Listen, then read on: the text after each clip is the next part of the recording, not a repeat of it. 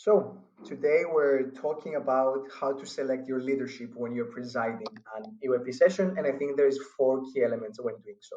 Number one is setting your questions. Number two is visualizing your ideal candidates.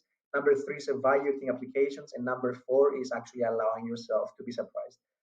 According to how long I keep talking, this might be too serious, but we're going to see how it goes. Anyway, so the first thing is actually creating your question. So when creating the questions, I think the main thing is that it cannot just be a question. You need to know what you're trying to get out of the question in advance, and then that brings the reflective question. Of course, what am I looking for in these people? What am I looking these applications to tell me about these people? I would like to give you some examples that for my questions that we set for the event. So let's go vice president questions first. Number one, introduce yourself through your ideal day off. Why do I ask this very specific question? It's not just an introduction questions, is I want to see what they understand about the small things in life and observe their working approach from what they do when they're not working. So you can see there's a background there. The next thing to ask here for us most, what are three things you don't know and you'd like to learn at LNC 2023? So once again, what I was looking for in this question was their self-reflection capacities and their ability to evaluate their current levels of skills. So as you can see, this has a pattern, and the pattern is the same every single time that I have something specific in mind, and the question that I do must reflect that. The questions for the head of media and the head of jury as well are the following. So introduce yourself through any video of your choice. So it's something I want to see some artistic creativity, and then showcase their media skills as well. Something very important for a head of media, in my opinion.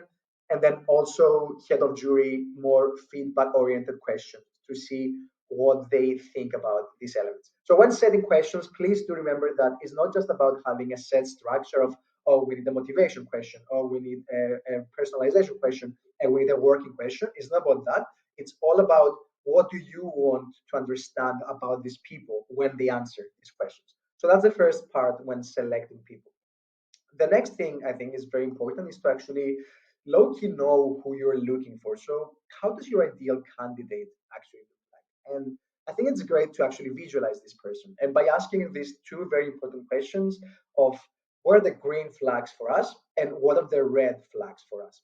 So the green flags are the things that this person could do or has done that we say, oh wow, we definitely need that. For example, for me, a green flag is consistent communication, always saying things, saying where they are, what they're doing, and communicating updates with us. For me, a red flag, on the other hand, is short temper, someone that I cannot trust in an intense situation. So these are the things that I also need to be aware of before selecting people, because maybe you might be the perfect candidate, but not for me. And knowing my green flags and my red flags allows me to actually evaluate that. Now, when we actually evaluate applications, I have some principles in place I would like to share, and then some also a mindset. I think the first thing is that you need to give people back a little bit of the time that they gave you. People usually spend approximately 1 to 4 hours writing an application, and the average person that reads an application spends 5 minutes. I think that people deserve a bit more time. So when you evaluate these applications, please do keep in mind that they did spend their time to write this. So you also have a duty to read a bit more thoroughly. The next thing is that it's very good to establish the parameters that you're judging them upon. In my case, and mainly it was attitude and motivation, willingness to learn, potential contribution, and feedback from evaluators. And then I was suggesting for you to also take a step back from the structure and step into the content. Ask yourself, what am I really reading here? It doesn't matter how well it's written or structured. What is the essence of this?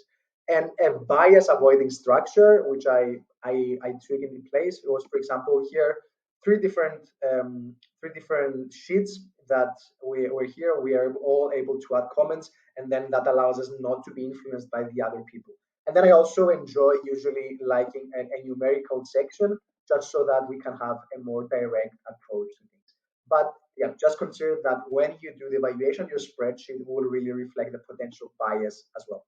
The last but not least thing is the fact that you are also looking for wow elements. So things that people might do that you might be like, oh shit, I never saw this coming. And these are very, very good to have and accepting from very early